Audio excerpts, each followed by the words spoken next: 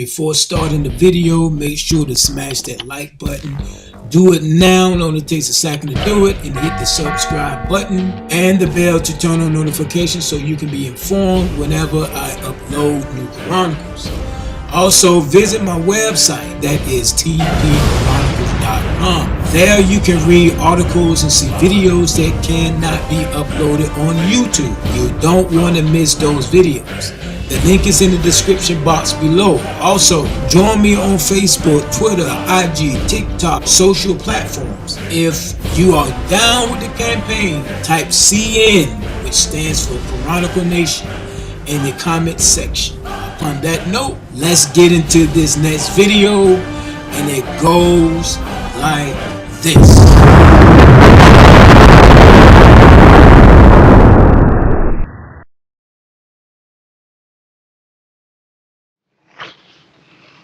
Here. Go away and let us alone. Oh, scared, huh? Afraid, huh? How long can you stay fresh in that can? Come on, get up and fight, you shivering junkyard.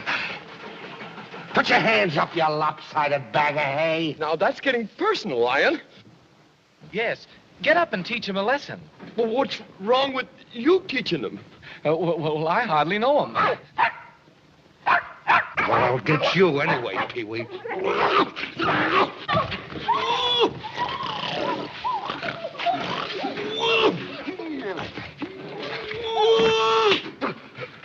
Shame on you. What did you do that for? I didn't buy them. No, but you tried to. It's bad enough picking on a straw man, but when you go around picking on poor little dogs. Well, you didn't have to go and hit me, did you? Is my nose bleeding? Well, of course not. My goodness, what a fuss you're making. Well, naturally, when you go around picking on things weaker than you are, why, you're nothing but a great big coward. You're right. I am a coward. I want to take the time to introduce you to this new chronicle, The Wizard of Oz. The Wizard of Oz breaks down the very essence of the occult secret society, the control technique of this world. The rabbit hole goes very deep if you understand the Wizard of Oz mystic occult messages. There are old movies that we are going to break down. To understand what will take place in our present and in our future, you must go back to the past historical events. The Bible let us know that there's nothing new done under the sun. What has been will happen again. Ecclesiastes chapter 1 verse 9 is the origin of a common proverb. There's nothing new under the sun. The verse reads, what has been will be again. What has been done will be done again. There is nothing new under the sun. You see, the devil will wait centuries for new people to come upon the earth. Why? Because after centuries, new generations of people that come up on this stage don't know what happened in the past or refuse to realize it. Also, the past is usually covered up with lies. If man could learn from the past, the future would be different. Still, because he may refuse to go back and understand the history because of laziness, the way of the matrix causes people not to use their mentality. So the functionality is a lost cause. To say there's nothing new under the sun means there's nothing new on the earth. All the activity of a man during his lifetime is lost in the grander scheme of things and will soon be forgotten. Ecclesiastes chapter 1 verse 11. That which will be forgotten will soon be repeated. They don't get it in their brain, and the mind is a terrible thing to waste. In a new world order, they don't want you to think. Thinking will become a crime as thinking is a crime today. To keep you living, freedom is a commodity, such as oxygen, water, and everything else. But slavery is not to live, it is to die. There's no growth in slavery, just like there's no growth in the mental captivity. We will examine the Wizard of Oz, and as I quoted, that the rabbit hole goes deep. Chronicle Nation, stand up for the truth and let's go forward with this great message. Also, again, people, I want to invite you to hit that like button, subscribe, hit that bell, and drop down beneath if you are rolling with the campaign CN, which stands for Chronicle Nation.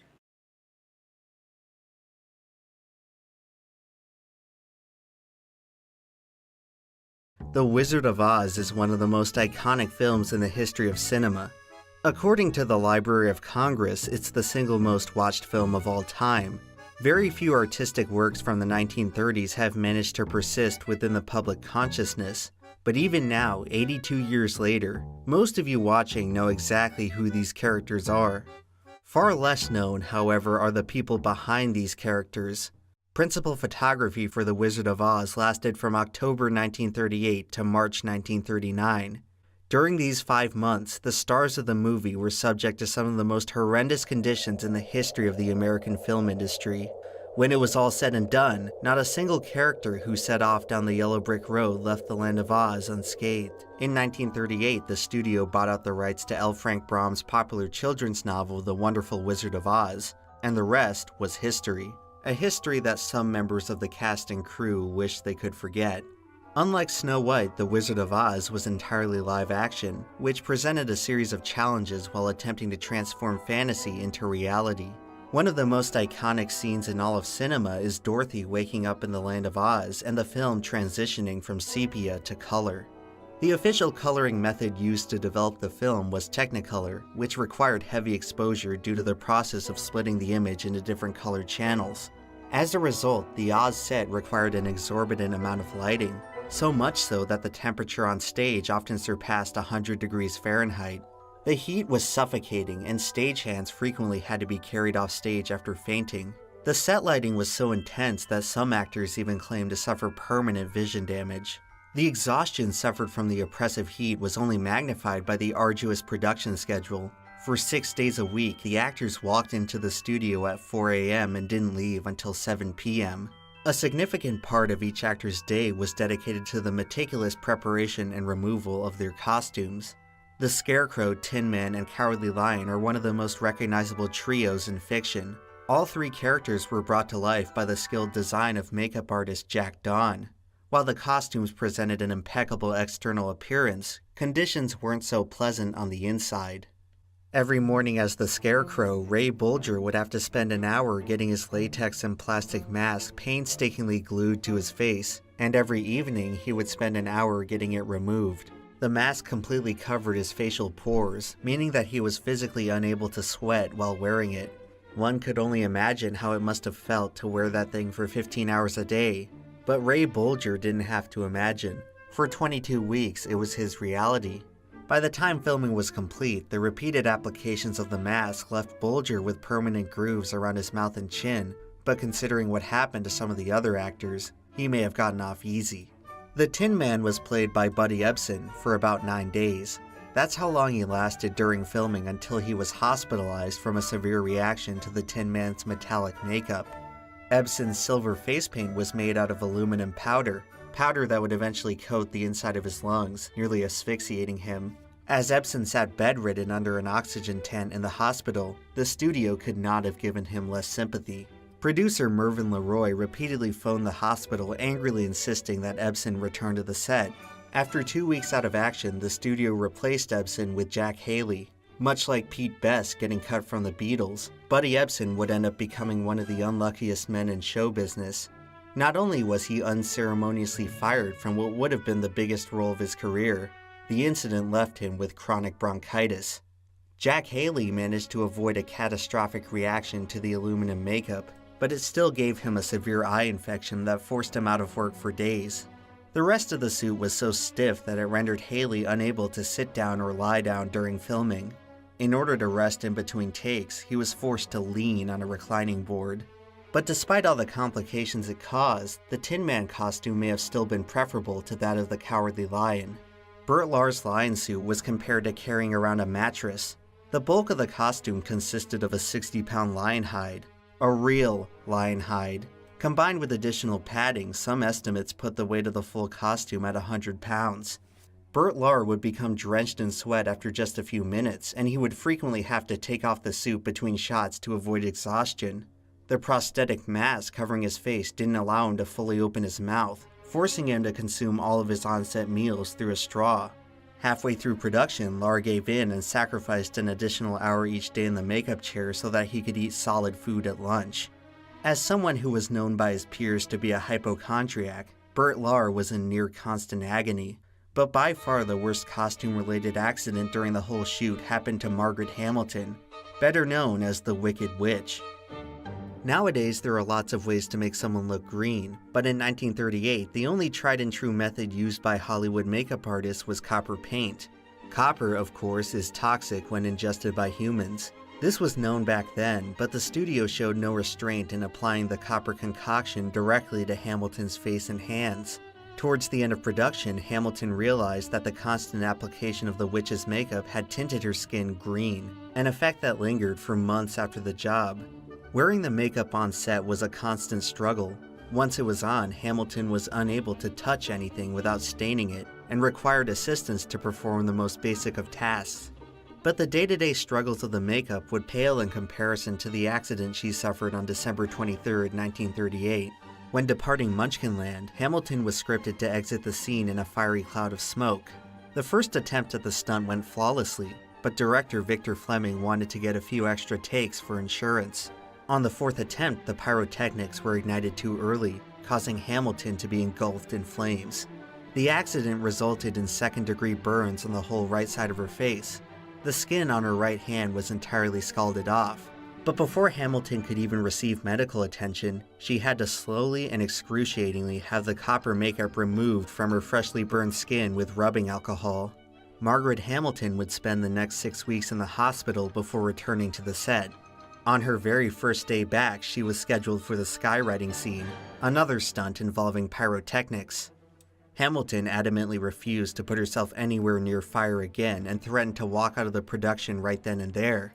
Since the project was nearing completion at that point, the studio acquiesced, and the scene was completed using Hamilton's stunt double, Betty Danko. While filming that very scene, the smoke pipe underneath the broomstick exploded, and Danko was violently flung from the installation. The explosion was caused by the special effects crew coating the pipe with asbestos, another toxic substance once thought to be an all-purpose wonder material. Asbestos was also used in Ray Bolger's scarecrow suit as well as the snow in the poppy field scene. Unusual weather we're having, ain't it? Betty Danko was hospitalized for 11 days with internal damage from the explosion, as well as a 2-inch deep gash on her leg, a wound that would never fully heal. It was a hefty toll for a gig in which she earned just over $800. The long-term health effects on Margaret Hamilton were far less known. What is known is that she would go on to develop Alzheimer's later in her life, a condition that has been linked to copper poisoning. In total, 6 performers on The Wizard of Oz faced some kind of serious physical trauma. Not even Toto left the set intact. However, after enough time had passed, many of the actors could look back on the whole ordeal as a bunch of amusing war stories. Most physical ailments are only temporary. Mental ailments, on the other hand, tend to stick with you for life. And out of everyone in the Land of Oz, perhaps none suffered a worse fate than the star of the show, Judy Garland. She was without a doubt one of the most talented performers of the 20th century. Her portrayal of Dorothy in The Wizard of Oz has served as an enduring symbol of youth and innocence. And even though she was never imprisoned by a brutal costume like the other actors, the studio paid no less scrutiny to her appearance. Since the character of Dorothy was envisioned as a prepubescent girl, the then 17-year-old Garland had to constantly wear a tight corset to hide her more mature figure. But that was merely one aspect of the studio's efforts to keep Judy thin. Garland was placed on a shoestring diet, one that would not provide her with enough energy to complete the arduous filming days. To compensate, the studio kept Garland on a steady intake of amphetamines to keep her working long into the day. The amphetamines subsequently necessitated the use of barbiturates to prevent Garland from exhausting herself. Years later, she claimed that during some periods she would only sleep 4 hours every 3 days. The The fact that she was able to perform as well as she did under these conditions is nothing short of astonishing. By the end of production, Garland was addicted to both drugs, an addiction that would last for the rest of her life. It certainly didn't help that her time as a child star directly contributed to deep-rooted psychological problems. Despite her brilliance as a performer, Garland was always encumbered by major esteem issues. The insecurities began when a 14-year-old Garland overheard the MGM executives referring to her as a fat little pig. This moment completely devastated her self-image and manifested itself as an unobtainable standard of perfection that she spent her whole life chasing. And even though she would wind up becoming one of the greatest performers ever, in her mind it was never good enough.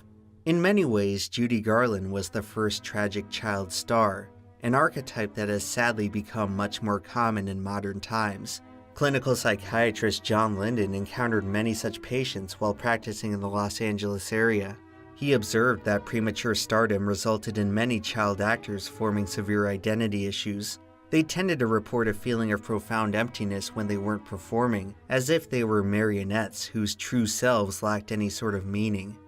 The reason so many young stars end up on the downward spiral is that many fail to develop any sense of individual identity. Some attempt to fill this void with sex, drugs, and alcohol, but it's often no match for the constant anxiety of never really understanding who you are. There exists a tragic irony between Judy Garland and Dorothy, a character who wanted nothing more than to find joy and comfort in a wayward world. Unlike Dorothy, however, Judy Garland never made it over the rainbow.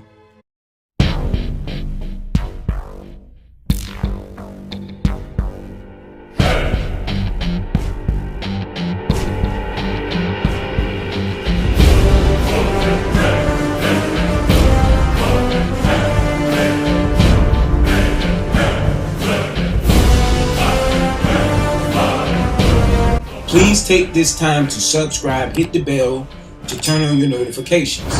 You may need to come back sometime Tuesdays and Thursdays around 5:45 Eastern Standard Time because YouTube believes in shadow blocking, which means everyone will not get notifications because what they're trying to do is destroy all channels like this that exposes what the enemies are doing.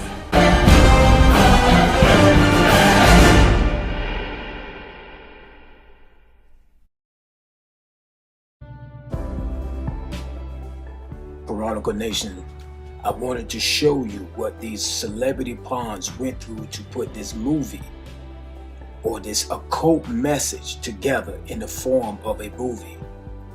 This was important for the synagogues of Satan to continue its programming on the masses. And I'm going to show you how its programming is in the very DNA of mainstream Babylonian churches and occult beliefs. It controls governments and is in the narrative of the coming Great Reset. Imagine for a second though, what these actors went through. What they went through was inhuman, family. All for the love of money and the cause we see wrecking the masses' conscience today. Chronicle Nation, have you seen these symbols before?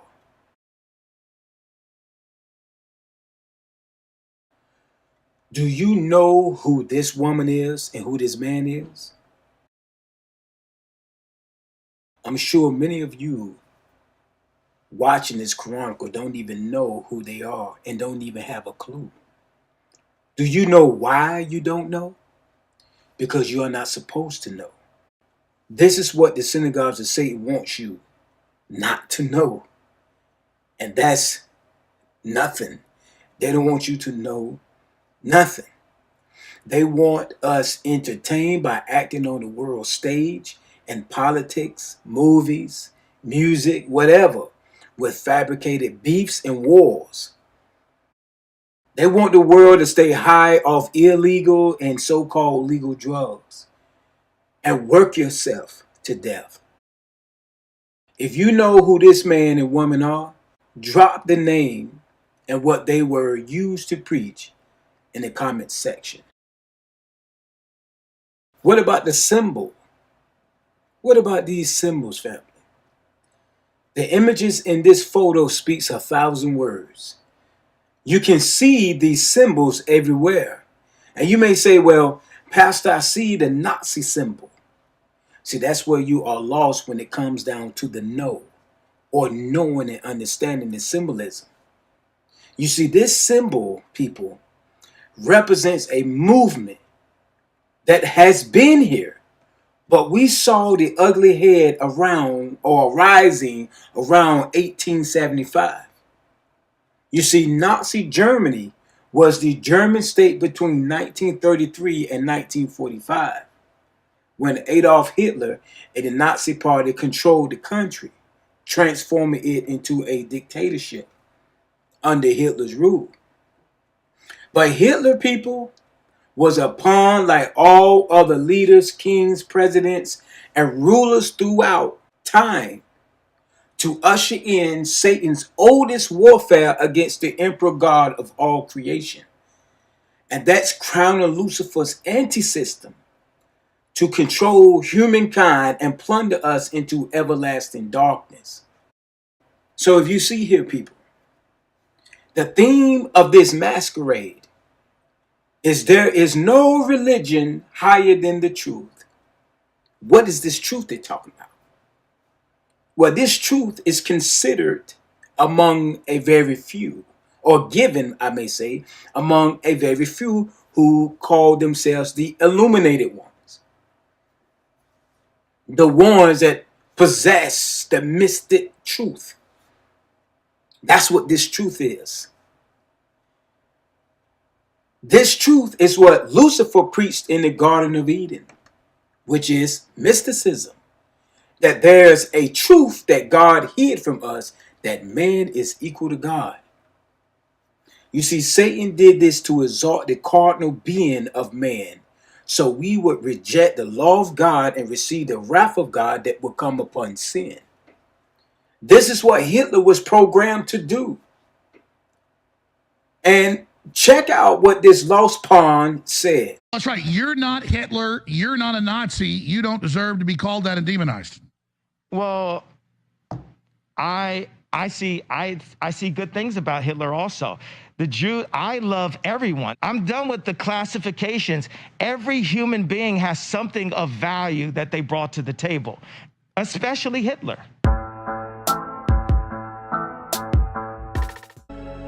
What is Kanye doing here, people? Well, Kanye West, or Ye or Ye, is doing the same thing that the Wizard of Oz and every other movie and artist did or is doing in our time. They are playing their part to distract, entertain, grab your emotions, and keep you deceived on this stage to deal with our feelings into accepting the false satanic truths in his system.